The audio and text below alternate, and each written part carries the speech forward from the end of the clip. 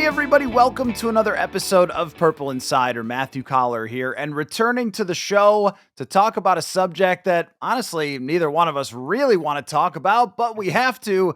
Will Parkinson, well, Will doesn't have to. Will Parkinson turn on the Jets kind enough to come on and relive some of the Aaron Rodgers time with the New York Jets with us because rumors continue to be pervasive out there. The Athletic continues to report that there is interest between the Vikings and Aaron Rodgers. And Will, I've tried to stay away from this for the most part. I've tried to say, it just doesn't really add up. It doesn't make sense. But the longer we go without anybody coming out and telling us that it isn't true, makes me think, as Stephon Diggs once said, there is truth to all rumors. So what has been your reaction, having covered the Aaron Rodgers era in New York, to seeing potential interest between the Jets and the Vikings?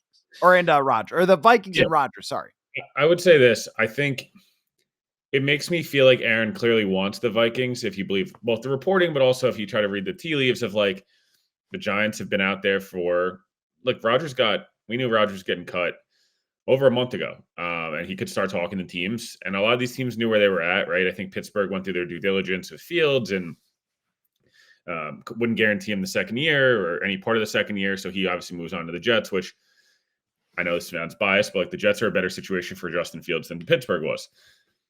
They turned to Russ. They clearly want Aaron, right? There's at least a significant mutual interest between the two sides. The Giants have been out there for over a month.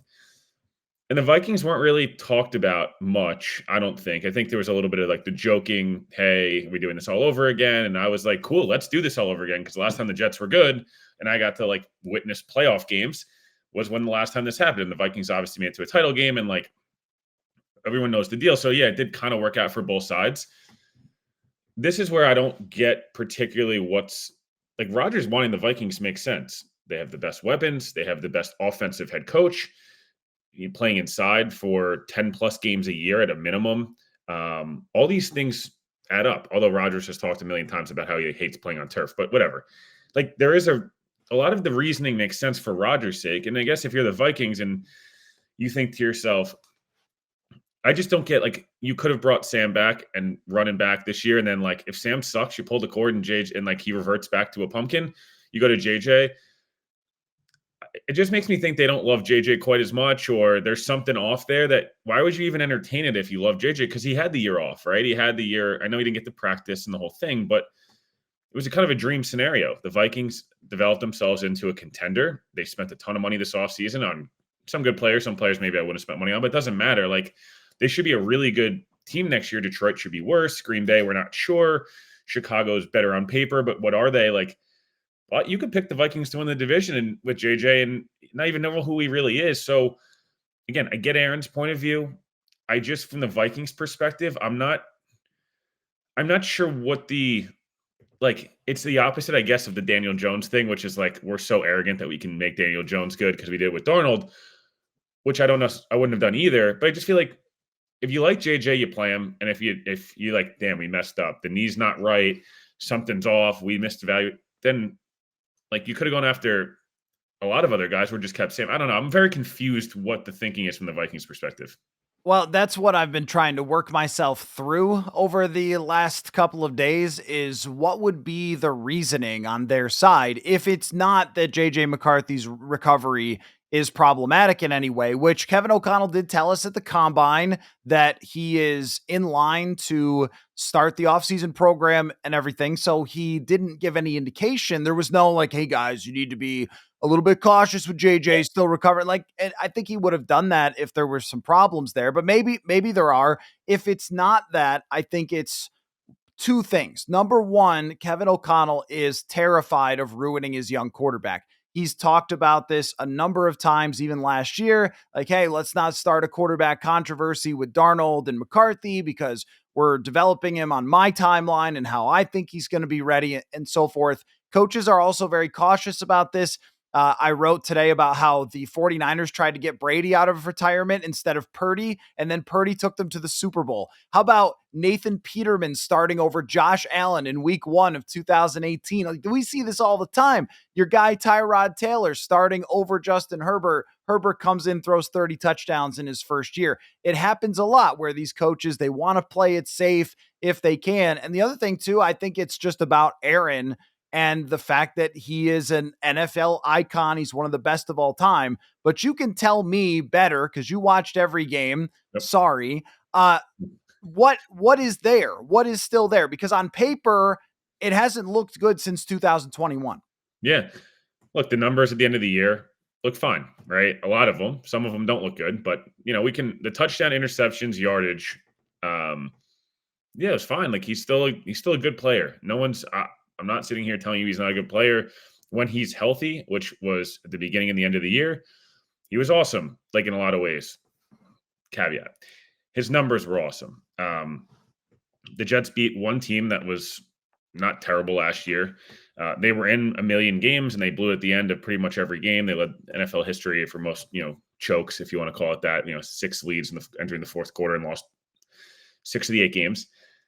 Insane. Rodgers had 5 or 6 fourth quarter comebacks, ball in his hand to try to go win the game, either down by a score or tied. It happened like once or twice. They were successful. My issue with Aaron is more so, I thought his Achilles got much stronger as the year went on. He looked more mobile at the end of the year when the calf post-bye, when the calf was healthy, the knee was healthy. I mean, he played through a torn calf this year. He played through a sprained MCL, I think, or something like that. Like he was legitimately hurt, and he's a super tough dude. And like, for all you want to say about Aaron, like he always has been like that. He's always played through injury, and he like won't miss time. And he did come back from the Achilles faster than anyone in the whole thing. But it's a calf injury now, 3 years in a row, to some extent. He had the thumb, he had the ribs. He's taken a lot of abuse over the years. He's a 20-year career. He's one of the 3 or 4 best players I've ever seen play football at the quarterback position in the NFL. He's probably 2 for me. Like he's that, like I think of him that highly. And when it's on, he's still got it. Like the Patriots game this year, week 3, I don't know, 300 yards, 3 touchdowns, like 70%. Like it's still there. We saw at the end of the year. Again, I keep emphasizing this. It is still in there. Like you will see if he's the Vikings quarterback in 2025, 5 to 7 really good games, like MVP level-ish Rodgers, 3 touchdowns, no picks, the whole thing. You'll get 6-ish games that are like fine. Like the numbers aren't terrible, but missed a lot of gimmies, and you're just like, like it's not great, but like you figured it out. And then there'll be 5 or 6 where he looks terrible. I think people didn't watch the Bills game in week 17 this past year, where it's the worst game of his career, bar none. He was benched. A lot of the guys were benched, but Rodgers was benched, threw 2 picks. He missed like 3 open touchdowns. He took a safety, essentially. He got a personal foul penalty. Like it was terrible. And he comes back week 18. Miami is nothing to play for. Tyreek Hill quits in the first quarter, and the Jets, throws 4 touchdowns, and like it was fun, right? It took a fun, like I thought that was it for him, and I thought that was a nice way to go out. Got 500, the whole thing. The arm strength is still 95% there. Like he can still rip it, and he still has some tight window throws and can still throw it. The deep ball accuracy is not great. He just gets rushed a little bit now. I just don't think he trusts his legs as much as he used to. People forget, Vikings fans won't forget this, but like Rodgers was like Mahomes before Mahomes, where it's extending plays and the creativity and like the trust with receivers. I'm sure Justin Jefferson will put up 2,000 yards next year and have 199 targets. Everybody else won't really eat because it's like Aaron kind of just like goes to his guys now. And like that happened with Devontae, and they don't have to deal with that. But the mobility is not the same. It is in spurts. Again, they'll have moments, but it's not a full 4 quarters of MVP level Rodgers. And if any level of your team is not 100% locked in that game, it's just really hard. He doesn't overcome an issue or 2 in Green Bay. For all those years, it was like the defense isn't great, but Aaron's going to put up 28 to 30 a game. This is more like 14, 21, 26 some weeks. The Jets put up 30 points at one time this year, and they lost. And I don't know, like Garrett Wilson and Devontae Adams is just as good, if no offense, better than Justin Jefferson and Jordan Addison. Like I'd probably pick – I might pick the Jets duo just on paper, Brees Hall's better than Aaron Jones. I mean, like, if you want to start, the Jets' offensive line was good. Like, there's no reason it shouldn't have worked. My biggest concern for the Vikings, and this is a thing that I'm sure you've thought about a million times, Aaron changes the play a lot at the line of scrimmage. He wants the perfect look, especially as he's gotten later in his career. He doesn't move quite as well. He wants to make sure protection is like 1000% spot on, and like he knows exactly where he's going to go with the ball pre-snap. And again, I'm not saying it's a bad thing always, but Kevin O'Connell's kind of like, this is my show. I'm one of the best coaches in the league because of what I do, especially on the offensive side of the ball, calling plays. Is Aaron going to come in and learn an offense that's very similar to the offense he ran in Green Bay, that he had a huge issue with motion and these different like, he went to the Jets to run the Aaron Rodgers 2010 scheme, and it didn't work. So I guess, my point is just like, how does him and O'Connell mesh? One thing. And then two, I know he'll be fine mentoring JJ, but he has no equity in it. Like, he mentored Jordan Love because he wasn't going anywhere, and it was like going to be a year-over-year relationship. This is like, he might be around JJ McCarthy for 6 months, and like, I don't know. This doesn't really add up to me, other than on the field, Rodgers is a better product as of March 17th than we know what JJ McCarthy is. Folks, I'm trying a new thing to try to stop going to fast food restaurants all the time with my busy schedule. It is called Tempo Meals. Tempo is a weekly delivery service that delivers chef-crafted meals from a dietitian-approved menu fresh to your door. Their perfectly portioned lunches and dinners take the guesswork out of eating. They're fully prepared. They can be heated up in the microwave in just 3 minutes. This is easy when we're on free agency watch. I've got another box just showing up the other day, and talk about easy and delicious. I got the Korean beef quesadilla, Tuscan butter shrimp, and barbecue chicken. All of them were easy, super quick to make, and not all of them have to be chicken and beef. They've got tons of different options for you. For a limited time, Tempo is offering my listeners 60% off your first box. Go to tempomeals.com/purple insider. That is tempomeals.com/purple insider. 60% off your first box. Tempomeals.com/purple insider. Rules and restrictions apply. Right. And I think uncertainty always drives these coaches insane. But just to go with some of the things you said about stylistically, I think the NFL has changed a ton while Rodgers has been here. We used to see Brady and Manning, they would go up to the line of scrimmage, they would ID the defense, and they would call out Omaha or something, and then they'd change the route. But offenses are working a little bit differently these days, where there is a lot more motion and there are a lot more changes. And also, defenses are not showing their cards like they used to.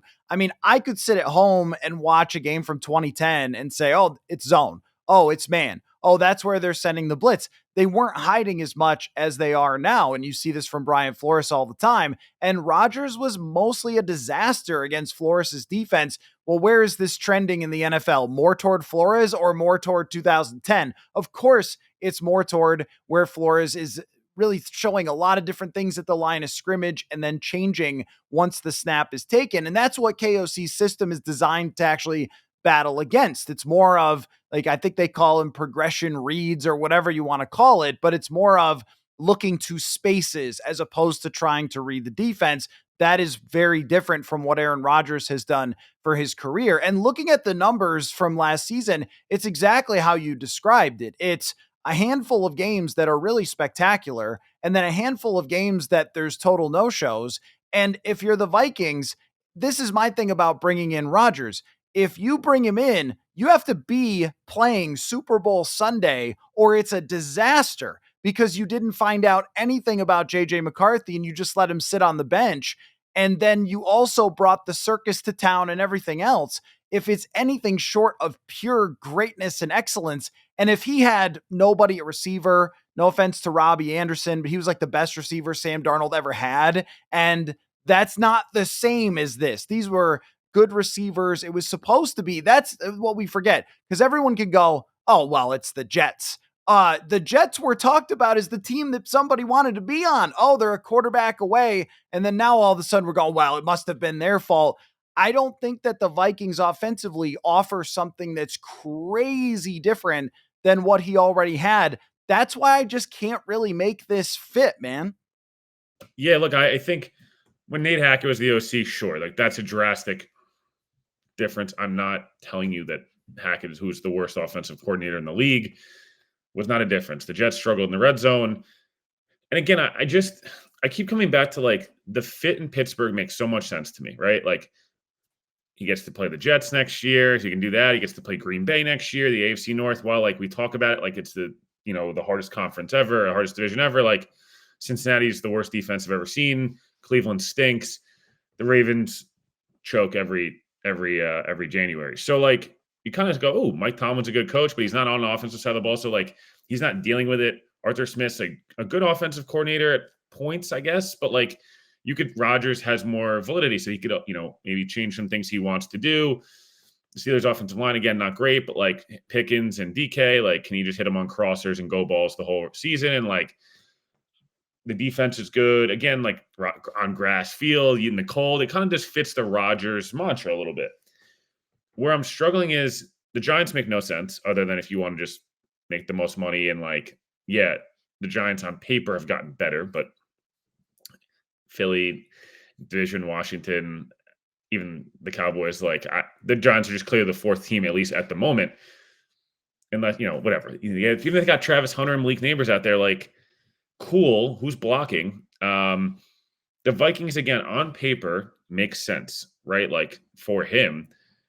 I just feel like, I don't know. I really just don't. I don't even know if the culture fit makes sense. Like, Rodgers has never really been spiteful towards like he's been spiteful towards like Gutekunst and like those guys, like the upper management of Green Bay, but like never any bad blood with like they just did a documentary and like the Packers were extremely involved. Like LaFleur's talking in the documentary on Netflix. So it's not like Favre had like a lot of other things. And the Vikings again made sense. And Brett Favre kind of turned back the clock after the torn bicep. So you can start to make those comparisons. And if he doesn't throw the interception against New Orleans, like, hey, are they playing the Jets in the title game and in the Super Bowl? And like, we're having this crazy conversation. I just go back to like, what's the best case that happens for them this year? Rodgers is what we thought he was going to be this year. So he's a top 8 quarterback. The Vikings are one of the top 5 seeds, right? They're either the 1 seed or they're, whatever. We just went through this with Sam. And if you don't make it to at least the title game, it's probably a failure. And then now JJ's in year 3. He's never played like at all. And you're kind of doing you're hoping you have the Jordan Love year 3 breakout or year 4, but Jordan Love kind of sucked the first like 8 weeks. And then the Packers dug themselves out and like it went well, but they lost in the divisional round. And then this past year, like they got smoked in the wild card. You know what I mean? So I don't know if JJ is going to be the guy. I really don't. I didn't love him coming out, but he showed some stuff in the preseason last year. You hope a year under O'Connell. Sam's obviously a great dude. Like, I'm sure he answered a ton of questions for him. And I think the Vikings ceilings may be higher with Rodgers for a year. But I don't know. You've invested a lot in JJ. They traded up for him. You let Sam walk out of the building, even as much as I don't love Daniel Jones. You let Daniel Jones, who you brought in, you could have brought Daniel Jones back. You didn't. So either it's all smoke with Rodgers and he just wants more money from Pittsburgh and the Giants, or I feel like, and I think you feel the same way, that he's really hoping Minnesota says, F it. Let's do this thing for a year. But Aaron's also said, like, I want to play 2 to 3 years. So it's like, what is it? That there's just too many variables to me in this. The Vikings culture last year, I felt like was so strong. It helped them. Aaron's not a culture. He's not a bad guy, and he's not a bad like teammate. It's that he's 41. He's stubborn in his ways. So is Tom Brady, by the way.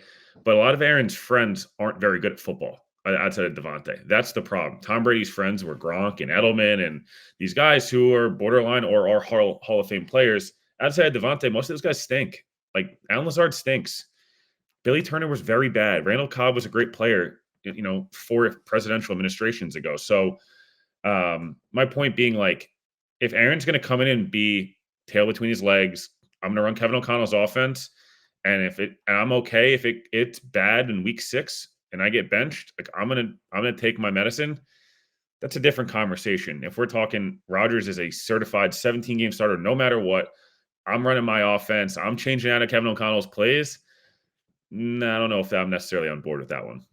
I think that the culture point is very important, though, because JJ McCarthy really did a great job of assimilating himself to the Vikings last year and is the perfect character personality fit for KOC. I mean, it's like a younger KOC when you listen to JJ McCarthy talk, and those guys seem to gel really quickly. His teammates galvanized around him really quickly. You saw the way that he operated the offense in the preseason game, but during training camp, that was a daily type of performance. That wasn't just, oh, well, he did it in one preseason game. For us, that was part of a bigger sample size.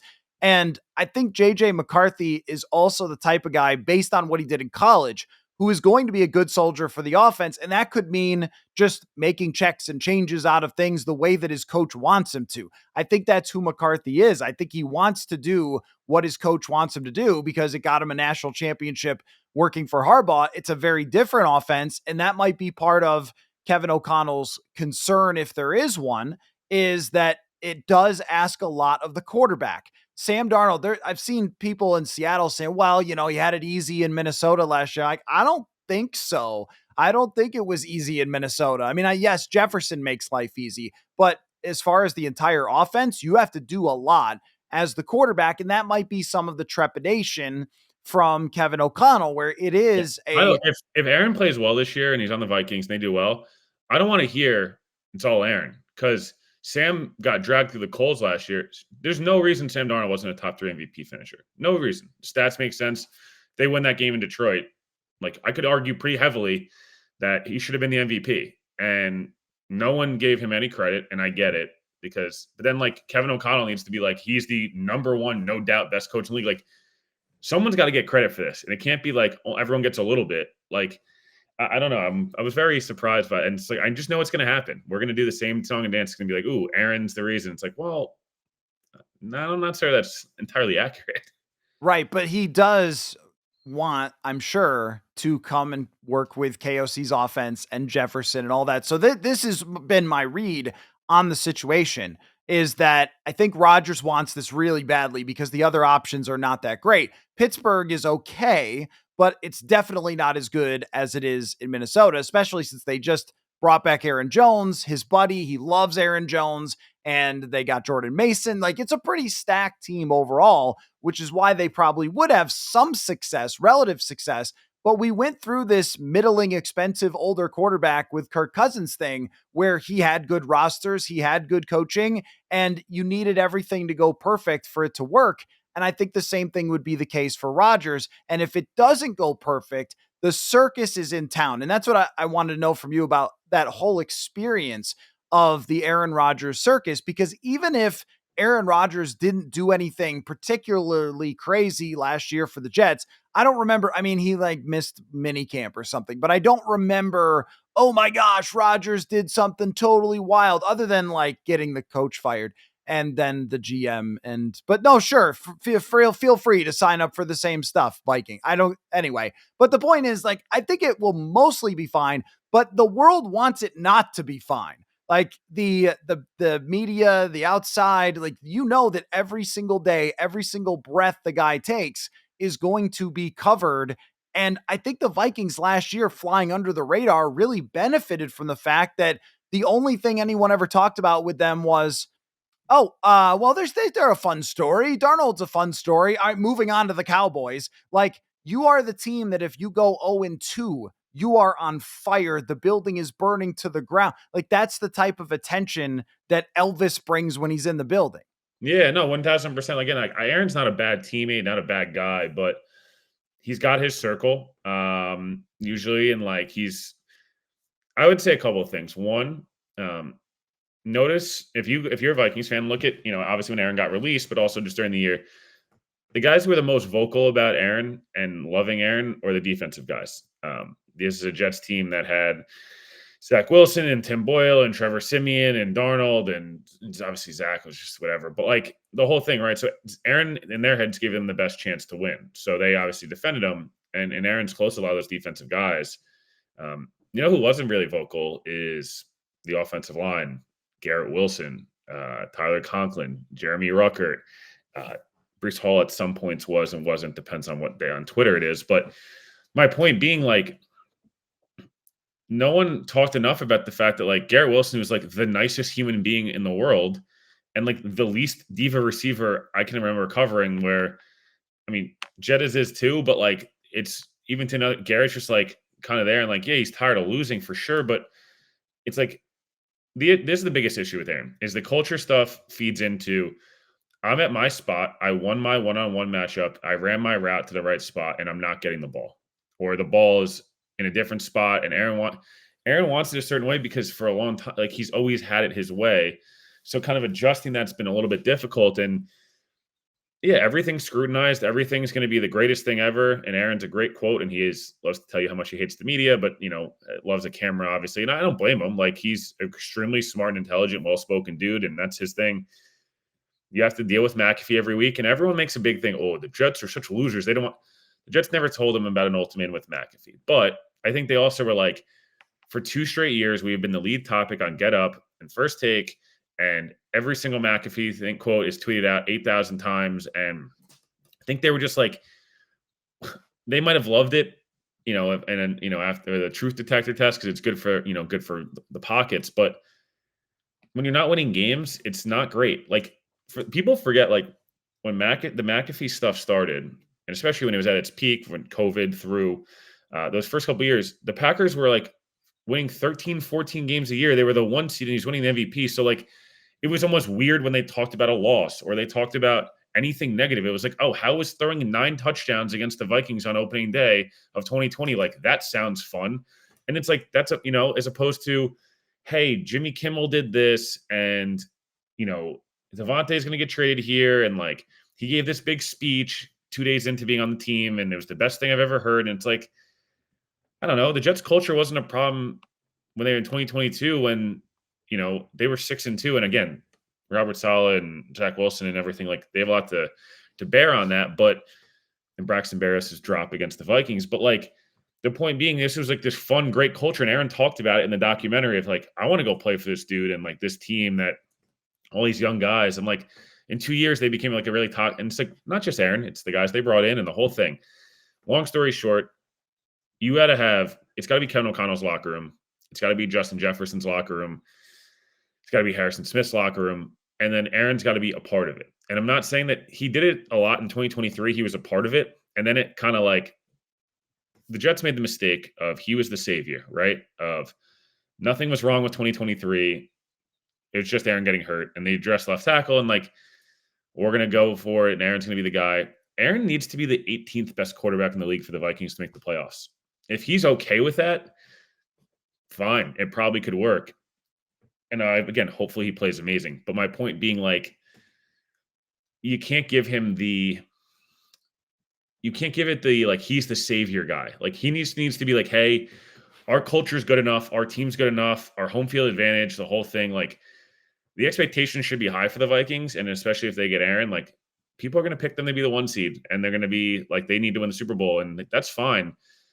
I just, like I said, I keep saying it, but like it cannot be Aaron's team anymore. It's just what happens when you get older as a quarterback. Like it wasn't Peyton's team at the end. It wasn't. And it wasn't Breeze's team. It was Sean Payton's team. So they're all living legends. Everyone gets old. It's okay. Aaron's still got a lot in there of talent. It's just not going to be week to week. And you're going to need the O'Connells, the Brian Flores's of the world to kind of overcome potential games when he just doesn't have it. And again, keep him not quiet, but like I would say this. This is what I'll finish with because this is the biggest thing the Jets ran into. The Packers did this at the end.